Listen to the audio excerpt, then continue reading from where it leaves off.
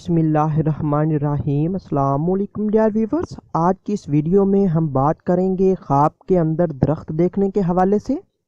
کہ اگر کوئی شخص خواب میں درخت دیکھے تو اس کی تعبیر کیا ہوگی، اچھی ہوگی یا بری ہوگی۔ خواب میں ایسے درخت کا دیکھنا جو لوگوں کے نزدیک ہے تو وہ شریف اور بزرگوار مرد کا دیکھنا ہے، اور اگر ذلیل درخت کو دیکھے تو کمینے آدمی پر دلیل ہے،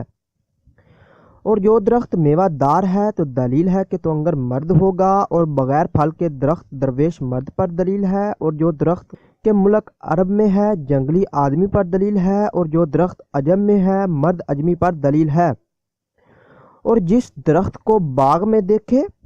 صاحب باغ پر مال کی دلیل ہے، اور اگر دیکھے کہ درخت کو جڑ سے اکھیڑا ہے تو دلیل ہے کہ کسی شخص کو مرتبے اور نعمت سے گرائے گا۔